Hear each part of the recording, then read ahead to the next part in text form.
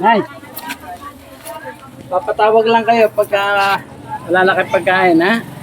Sige. Ingat po kayo. Bye-bye, Nay. Ingat po.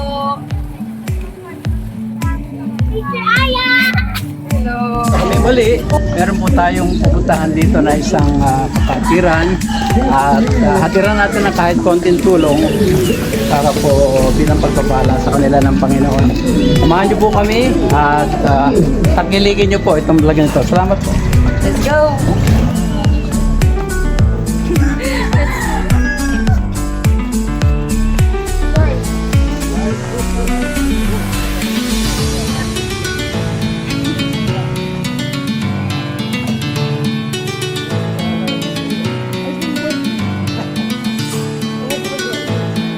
Napaka-gentleman naman po. Gentleman ba?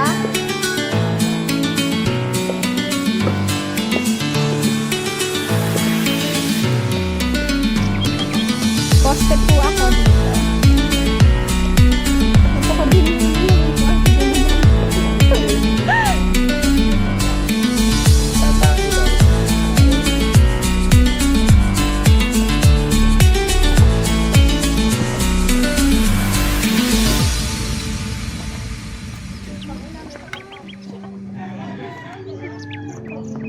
Nandito po ako.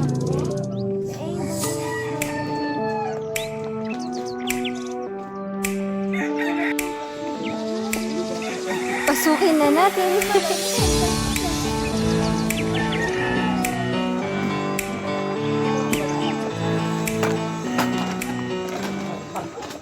Dito po tayong muli on the servants para naman po dalawin si Nanay Vilma. Tama po? Yan, si Nanay Vilma para mahatiran po ng mga love gift na dala natin. Yan. So, Nay, kami po ay from CWM Cavite. Yun po yung church namin. Diyan lang po sa labas. Kami po ay humahayo para kami po yung the servants. Yan. The servants. Sa ating YouTube channel sa The Servant. So marami na po kami napuntahan dito sa Starfish. Marami na po kami nahatira ng ng love gift mula sa ating Lord at isa po kayo sa mahahatiran din po natin sa hindi mo konti lang naman to pero makakatulong po ito para sa ating Wala pong bayad yan, libre yan. ito po si Pastor Larry, siya po ang head ng church. Opo. At ito po ang workers ng Nakarating church. kami dito sa inyo. Yan. Kamusta naman po kayo, Nay? Okay naman po. So, yan, Nay. Bali, ini-invite din namin po kayo kung wala naman po kayong ginagawa sa araw ng linggo. Meron po tayong service dyan na 9:30 po nag-i-start. Ayan. Welcome po kayo sa ating church na ang pinaglilingkuran po natin ay ang ating Panginoon. Yan. So, yun na. Bigay nyo na yung Kayo ating... po ba'y nakasubok na umattend sa ganyan mga fellowship? Born again? Hindi pa. Ano rin, pero matagal. Matagal na. Saan lugar? Saan lugar ba? Oo, dati nung... Yung mga Christian ba yun? Oo. Baka dito ka la Pastor Boy dyan. No? Parehas din naman ho kami dyan. Magkumpare po kami dyan. Sa pinangunan din ako nagtrabaho. Hindi natin nandiyan. Ngayon po, saan kayo dumadalo? Ay, saan? Na kami, Katolik kasi kami. Wala naman akong pinipili ang Lord kahit sino. Kahit Muslim pwede, kahit Katoliko, kahit Christian, kahit sino ho. Basta ako sumampalataya, yun lang naman na sinabi, di ba? Basta manampalataya ka sa Panginoon, ikaw ay tatawagin anak ng Diyos. Ito nga ho, kaya kami andito dahil ito po yung tinatawag naming mission work namin. Ayan po mga taga-church, mga bata. Ang iba dito, taga rito. At nagagala kami na may napupuntahan kami, na ipagpe-pray at na-invite sa church. Kung may panahon kayo, pwede naman po. Bukas po ang Minsan pintuan kasi may ng pasok Panginoon. din ang linggo. Oo. Pag libre kayo, Pag may sana loobin naman ng Diyos na makasama namin kayo sa isang gawain na. Okay, at ito, meron kaming love gift sa inyo. May bigas, saka ito, grocery ito. Sige, bigyan natin. po. Dito may lapag iyo. Huwag dyan, kasi pagkain yan. Thank you po. Yeah, sa inyo po yan. Bigyan sa inyo ng Panginoon. At, pero bago tayo maghiwalay, iiwanan namin kayo ng panalangin. Payag po ba kayo? Ipag-pray man lang namin kayo. Ipanalangin po, prayer request Yan. po, ganyan po. Ano lang. Yung dahil siyempre, bawat tao naman, mayroon naman minsan problema. Oo ganun. nga, hindi maalis, Yun po. Pero mula nung nag-attend ako ng mga ganyan, Nabawasan. kahit magdami kong iniisip, parang baliwala. Oo, tama ho. Kasi nga ho, Panginoon yun, Oo, yun. tumutulong sa atin. Kaya kahit saan ako pumunta, okay lang. Praise the Lord. So ngayon ho, Panatagan na. iiwanan namin kayo ng panalangin, pero meron muna yung, pwede ba kung pangunahan kayo ni, pastor namin yan si pwede Pastor Jake. Pwede rin ng father. Ayan po, bali may i-share lang po kami sa inyo about sa salvation. Ano po. Bali, ito po kasi hindi naman po iba yung ipapatanggap namin sa inyo, kundi yung isang Panginoon natin, si Jesus. Tama po? Ayan. So meron po kasi tayo ditong sinasabing salvation na gusto rin po namin na may parating sa iba. Kasi ito po yung libre. At gusto ni Lord na i-share sa iba. So ito po yung salvation. So yung salvation po kasi ito yung yung pinakakinakailangan ng bawat tao eh.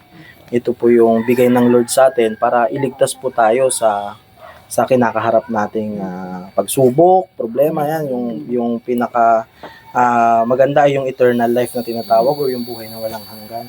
So ito po yung kailangan natin para makaligtas po tayo dun sa tinatawag na impyerno, yung pagtanggap kay Jesus.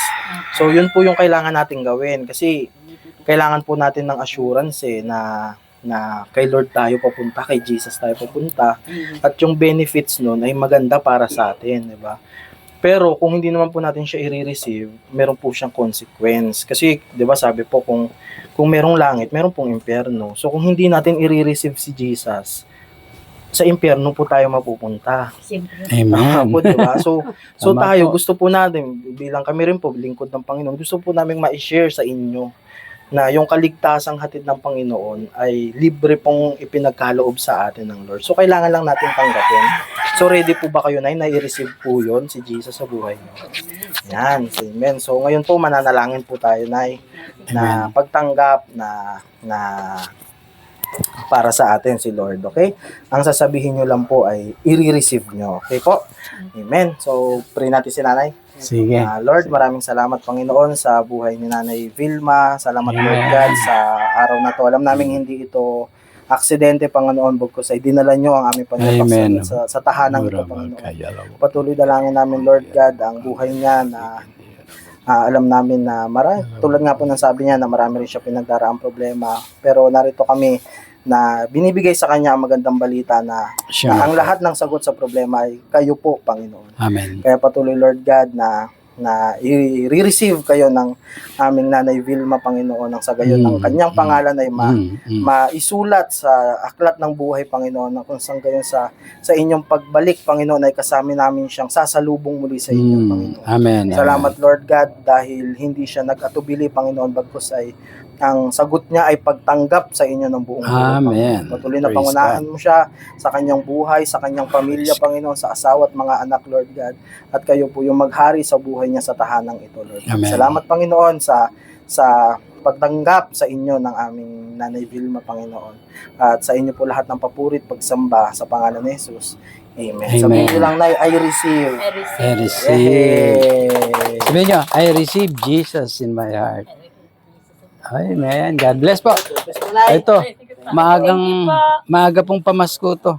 Pasensya na kayo dyan. Ha? Pero dito, wala kayong mga anak. Yung nandun na ipinunta na, anak ko rin yun. Tapos ito, Anak ko rin. ito mga kanino ho itong mga manukan dito. Sa manugang ko. Manugang nyo. Sige ho, sabihin nyo na lang. Opo. Yun, nadalaw lang kami. Wala kasi dito mga yun. Oo, sige po. Sige. Kung Naiiyahan po namin kayo sumima po sa church namin. Sige Tuwing po. Sunday po. Sige, No. pag church wala natin kang yan. pasok. Oo. Sige. Sige, Nay. Thank you po. Thank you rin po. Thank you po. Thank you, mga servants. Brad, follow na po kami. Ito manguho. Tumango naman. Bye-bye po. Bye-bye. Ito mo. Yun. Yes! Siyempre, ako na hawak sa inyo. Yan. Sige, sige lang. Sige lang. Yan. Gusto mo, kargahin mo na, pasanin mo na lang ako. Sige, masikip eh. Hindi na lang sa hagdan. Makipot yung hagdan nila eh. Tayo dito. Nagada sa kala. Hindi pala babasok. Yan. Yeah. Yun. Yun. Iyak. Iyak. Patakin mo ako. Kaya pa. Hindi po kayo binabahan Kaya na. Si ano naman. Ano. Ayan po. So, hello mga ka-servants. Sino naman po yung may mga gustong mag-abot ng mga blessing at makatulong sa ating mga kapatid dito sa Starfish. Huwag po kayo maghihiyang magbigay. Yan po sa number yan sa baba. Ayan. At patuloy po tayo magbigay at maghatid ng gospel sa ating mga kapatid. At huwag tayo mahihiyang magsalita para kay Lord. Amen? Let's go! Kaya wait, kami narinig ko merienda. Merienda. Merienda na daw po.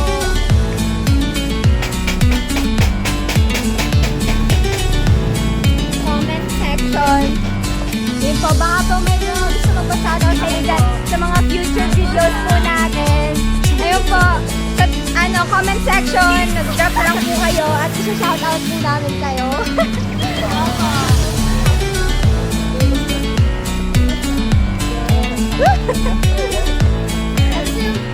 Shout out sa mga kaklase ko dyan. Mag-church na kayo. Shout out sa mga kaibigan ko dyan. Mag-church na kayo. Wash and learn. Wash and learn. Shout out sa mga ka-workmates nila.